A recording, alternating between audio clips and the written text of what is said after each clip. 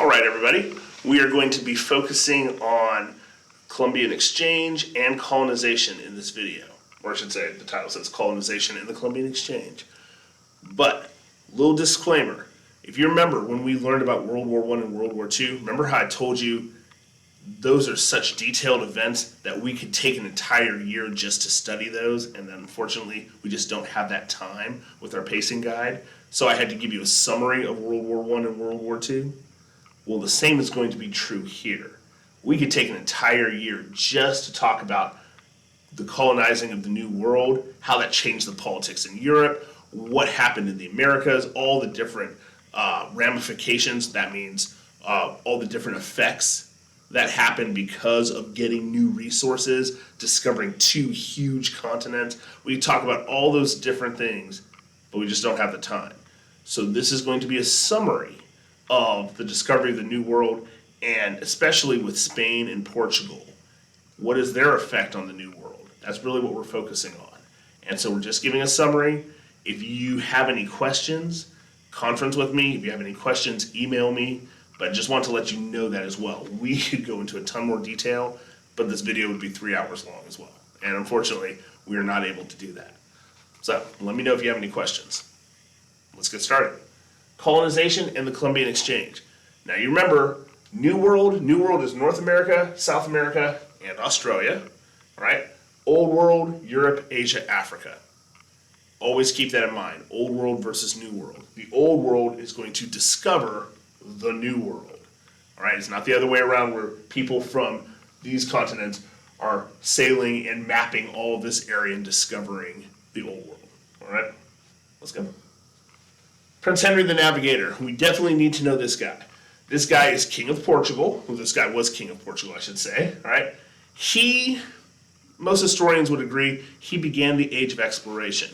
Now, funny, even though it's called Prince Henry the Navigator, he didn't actually do any sailing himself, but what he did was he funded sailors in Portugal, gave them the funds and the resources to start sailing and mapping out the islands around Portugal, and then helped fund them in terms of sailing to this other continent called Africa and starting to map the west coast of Africa.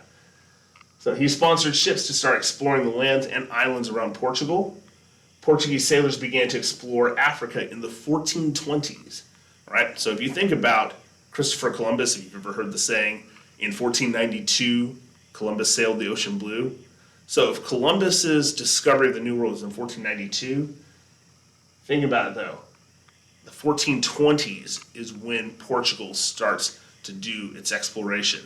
This is going to start off the Age of Exploration so that 70 years later, you have Christopher Columbus who can then sail across the entire Atlantic Ocean. So just keep that in mind. Prince Henry the Navigator, King of Portugal, he's going to start the Age of Exploration.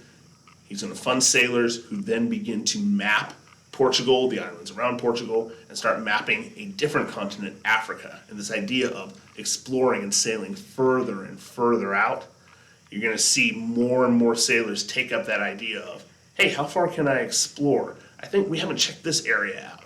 That's a good way to think about it, the Age of Exploration, to explore. All right, so Age of Exploration, early 15th century. This is generally what we talk about when we say the Age of Exploration. It's from the 15th century, that means the 1400s, to the early 17th century. That would be the 1600s. All right. So in 1492, Christopher Columbus set sail trying to find a new passage to India. And I'm going to show you a map in a second. Right. Instead of finding a new passage to India, what he ended up finding was the New World. Right. The New World meaning nobody knew. If you lived in Europe, nobody really knew that there were two huge continents. All right. Now, I want to go into a little bit of detail about, well, what does that mean when we say, well, Christopher Columbus, he discovered this new world. Was he just on a joyride? He just thought, hey, you know what, I want a vacation spot or something? Well, no. All right, I want you to think about it like this. If you were a kid and you lived in the 1400s and you lived in Europe, your idea of the planet was this. There's Europe, there's Asia, and there's Africa. That's it. You thought that this was all there was. And so with that Age of Exploration, everybody is having to sail around Africa. So if you're from Europe, you're sailing, you're taking the long journey down the Atlantic, around Africa to get to Asia, because you get to India, you get to Southeast Asia. This is where you have all these spices, you're getting silk, you're getting all sorts of gold and gems that you're then shipping back to your home country. Now, as explorers are doing that, what's happening is not only is this a really treacherous journey, it's very dangerous, many ships aren't going to make it. You're traveling a lot of miles. It's a 6-month journey, okay? So 6-month journey, it's going to be hard on you. You might not make it. Not only that, but think about it. Let's say that I'm Portugal. Let's say I get to, I'll just say right here, all right? I'm making this up, all right? Portugal does not colonize South Africa. But let's say that I decide I'm just going to put a little port right here. And so anybody else who tries to sail around from Spain or from England, you know what? I'm going to tax them for them to use the resources here to be able to get all the way to India. And then when they come back with all their gems, with all their valuables, and they come back here, you know what? I'm going to not rob them. I'm just going to help make their burden lighter by taking some of their resources from them. So you have, you guys know it's obviously robbery, but think about it. You have this dangerous journey that you may not make it, where you're traveling thousands of miles, but then you've got to deal with fighting other countries and other ships that want ships from other countries that want the resources that your ship has as you're trying to get back to your home country. So that's dangerous enough. What Christopher Columbus is thinking, he says, hey, you know what? Because remember, he's grown up in a time where this is all that exists. 3 continents, Europe, Asia, Africa. So Christopher Columbus thinks, hey, you know what? You know what I'll do? I think, and this was his theory, since the earth is round, if I sail this way, so if I sail west, I'll make it around the globe and get over to this side of Asia without having to go down the Atlantic, fight through other countries, battle pirates, and just all sorts of stuff like that to get here. So if you think about it, it's pretty ingenious. I mean, it's also very dangerous too, because nobody knows what's out here. Now, Christopher Columbus, how is he supposed to know? There were 2 huge continents blocking his way. His thought was, this is just ocean. Of course, you had all sorts of stories about monsters in the ocean, in the deep ocean. You know, some people believed the earth was flat and that you were going to fall off the edge of the earth. But for him, his idea was, hey, I can avoid the dangers here fighting all the pirates if I just sail west, and I'll make it eventually to this side, and I'll avoid everything over here. So, pretty ingenious. Also, it takes a lot of courage to go to waters you have no idea what's in it, okay?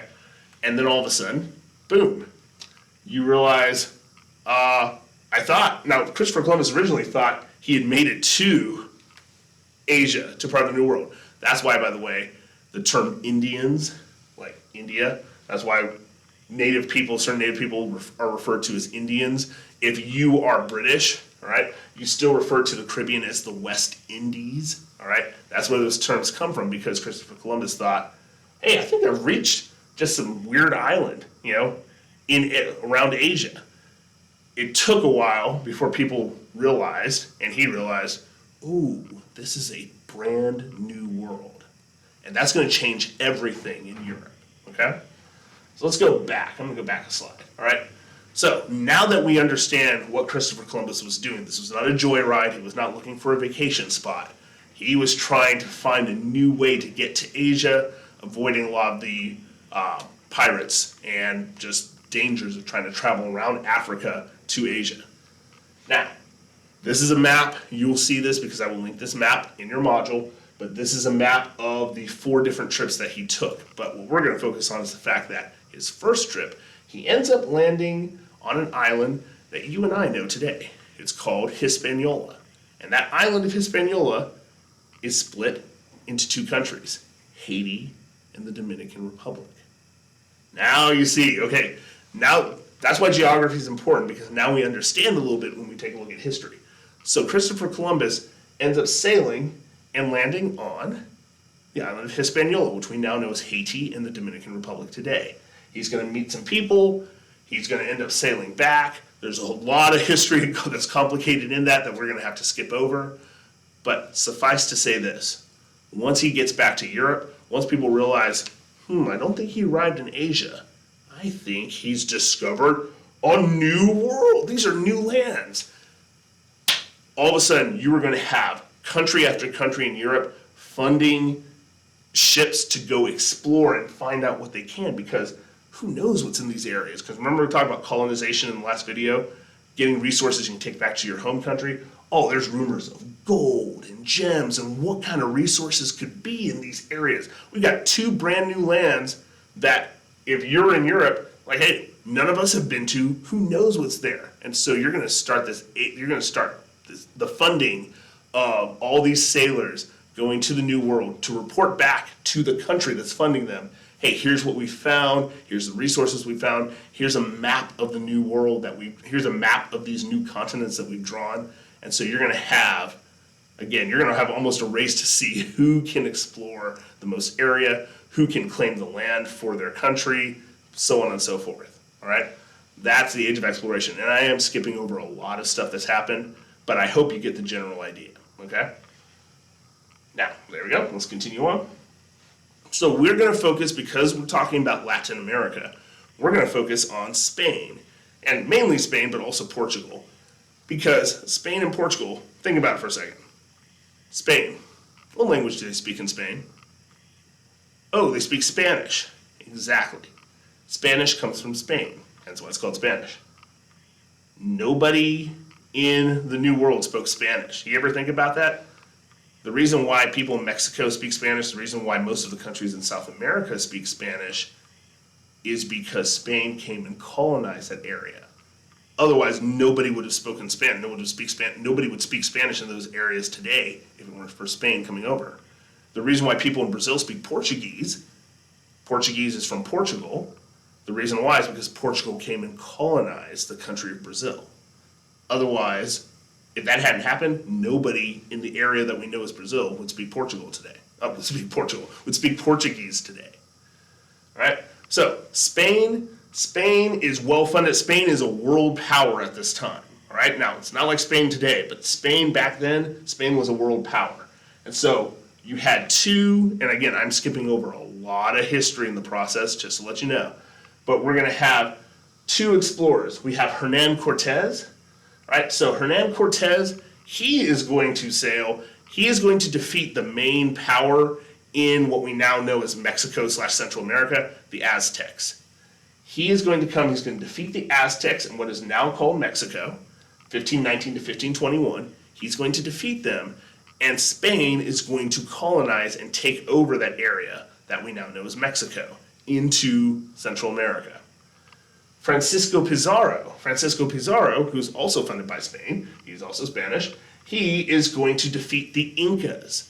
The Incan Empire controlled what we know of South America on the western side in the Andes. So if you think about Machu Picchu, all right, if you've ever seen that, the ancient ruins in Peru, right, the Incan Empire controlled the western part of South America. I'm saying western part of South America. Imagine that my fingers going up and down the Andes Mountains, all right? So that area, right, west of the Andes Mountains, that area was controlled by the Incan Empire. Francisco Pizarro is going to defeat the Incas, right? Their home base is in what we now know as Peru today. He's going to defeat the Incan Empire, and he's going to take over the western part of South America for Spain. Right? So Spain is going to be firmly controlled. They are firmly, if Mr. McGee could actually speak, they are firmly in control of Mexico, through Central America, through the western part of South America by this time period. So think about it. Columbus is 1492. Hernan Cortez is defeating the Aztecs 1519 to 1521. All right? So think about it. That's less than 30 years later. So less than 30 years after Columbus' exploration, Spain is already there. I mean, remember, Columbus was funded by the Spanish government, by King Ferdinand and Queen Isabella. So it makes sense. If Spain's got the money to fund the first voyage with Columbus, they are now funding all sorts of voyages. but Spain is taking over Mexico through Central America, through the western part of South America. Right? Think about the Spanish influence that exists today in that area that we call Latin America.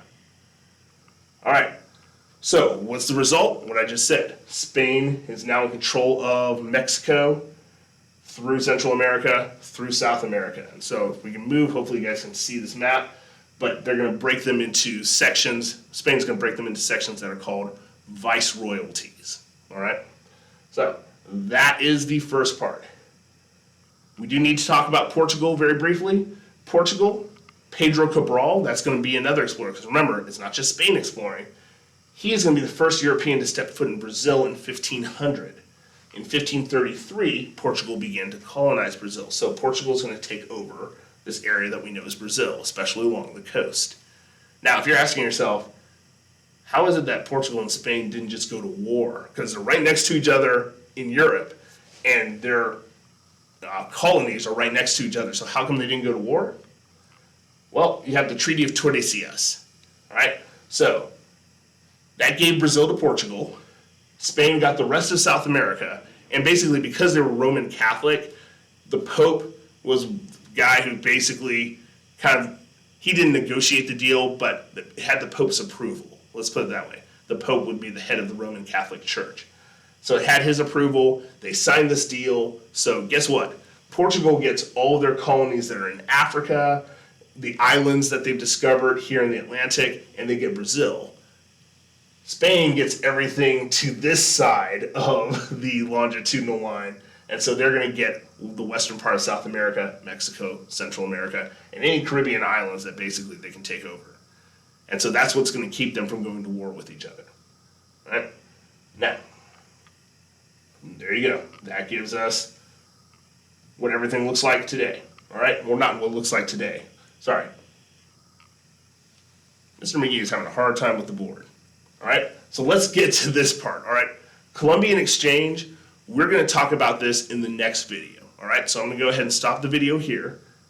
Let's talk about the Columbian Exchange. This is where your assignment's going to come in. But the Columbian Exchange doesn't make sense if we don't learn about what is the history of the colonization of Mexico, Central America, and South America, and how does Spain and Portugal play a part. In the description box below, I have linked 2 videos. I want you to watch those videos. It's a video on Hernan Cortez. It's only going to be 3-4 minutes long. And there's a video about Francisco Pizarro. It's a good break from watching my videos. I want you to watch those videos so you can understand how they were able to defeat the Aztecs and the Incan Empire, respectively, and what happened to them. Okay?